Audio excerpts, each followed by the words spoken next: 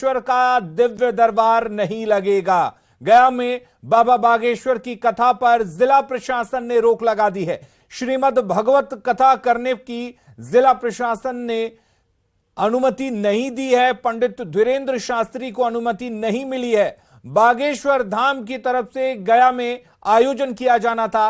बाबा के आगमन की तैयारी भी शुरू हो चुकी थी। बागेश्वर बाबा के रुकने के लिए होटल में बुकिंग भी हो चुकी थी। जिला प्रशासन ने पितृपक्ष की भीड़ को देखते हुए कथा नहीं करने का आदेश जारी किया है।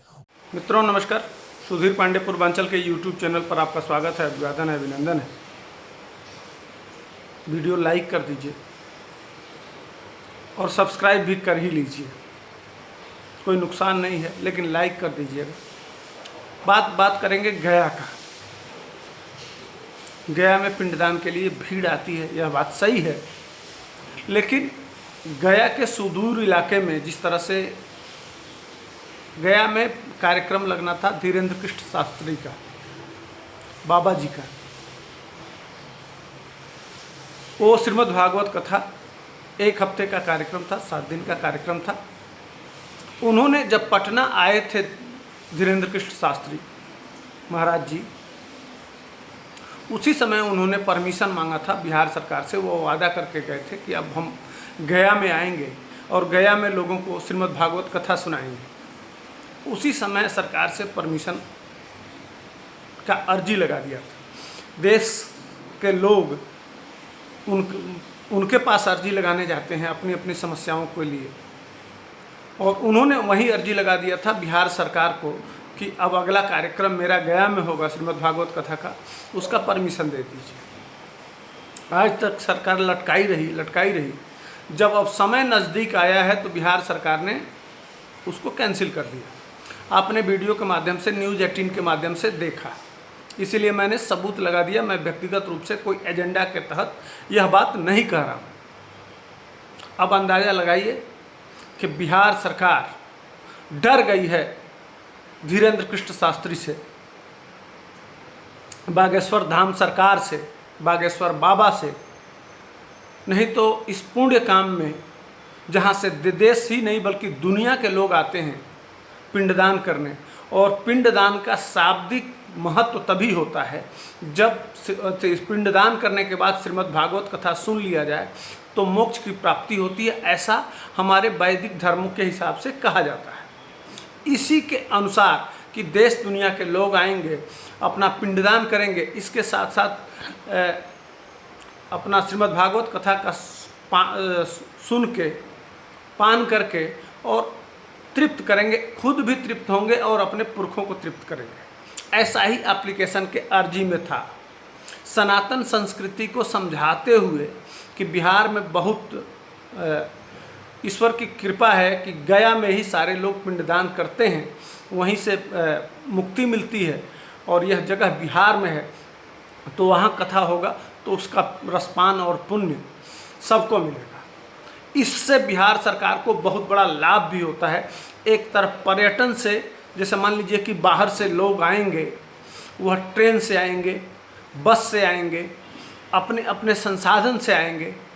वहाँ आएंगे तो लोकल, कुछ लोग जो ट्रेन से आएंगे तो वहाँ पटना आएंगे तो लोकल गरीबों की सवारी, टेम्पू, ऑटो रिक्शा, छोटे छोटे कामगार, वहाँ कार्यक्रम होगा तो उनको लाभ होगा, वहाँ के स्थानीय लोगों को। इससे बिहार को टैक्स मिलेगा और उसके जीडीपी में सुधार होगा। इसके साथ साथ हजारों लोग वहाँ छोटी छोटी झूला, खाने का सामान, कुल्फी, छोटी छोटी दुकानें वहाँ लगेंगी, जिससे हजारों लोगों को फ़ायदा होगा। और हजारों जो बेरोजगारी का ज़माना है, जो बाहर चले जाते हैं, वह जहाँ 9 लाख 8 लाख एक दिन भीड़ आएगी, वह मूलभूत सुविधा के लिए, अपनी ज़रूरत के लिए तो व्यवस्था करेगी ही, पैसा खर्च करेगी ही। एक आदमी किसी तरह से आएगा तो 1000 रुपया खर्च करेगा। अगर 1000 रुपये के हिसाब से ही जोड़ लीजिए तो लगभग 900 करोड़, 500 करोड़, 700 करोड़ रुपए का इनकम होगा बिहार सरकार को, वह टैक्स के रूप में, और उससे बिहार की प्रगति हो। लेकिन बिहार सरकार ने उसको कैंसिल कर दिया। इतना डर गई है बागेश्वर सरकार से कि उस प्रोग्राम को कैंसिल कर दिया और बहाना डीएम को, डीएम तो बहाना होता है, डीएम एक माध्यम होता है। डीएम सीधे बिहार सरकार को भेज देता है, संबंधित गृह मंत्रालय को भेज देता है कि आप इसमें परमिशन दें ताकि पुलिस प्रोटेक्शन और व्यवस्था को सुचारू रूप से चलाने के लिए व्यक्ति मिल सके या महकमा के जवान मिल सकें, जिससे सुचारू रूप से चलाया जा सके। थोड़ा सा प्रयास करते बिहार सरकार तो यह कार्यक्रम बहुत सुसंगठित ढंग से चलाया जा सकता था। लेकिन बिहार सरकार का क्या, आएंगे तो धर्म का प्रचार करेंगे, सनातन का प्रचार करेंगे, लोगों से वादा करवाएंगे, हिंदू राष्ट्र के लिए वादा करवाएंगे। इसी को लेके कितना बमचक मचा था। इसके लिए लालू प्रसाद यादव के पुत्र ने सेना बना लिया था कि हम उतरने नहीं देंगे, उनको एयरपोर्ट से ही गिरफ्तार करा लेंगे। क्या क्या हुआ वह आपने देखा, वह विषय नहीं था। लेकिन इतनी डरी हुई है कि उसके पास इतनी फोर्स नहीं है कि बाबा बागेश्वर का एक कार्यक्रम करा सके।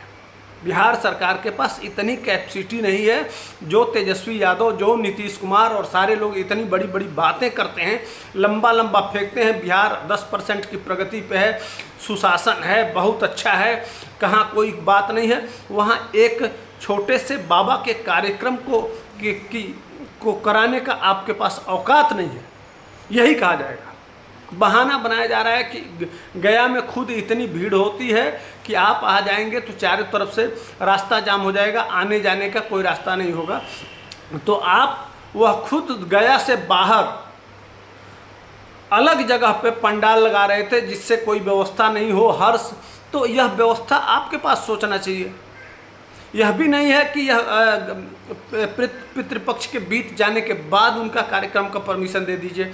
इस समय तक कोई आदेश नहीं हुआ है और 1 महीने से लगातार बागेश्वर बाबा के अपने पेज पर प्रतिदिन गया के कार्यक्रम को बताया जा रहा है।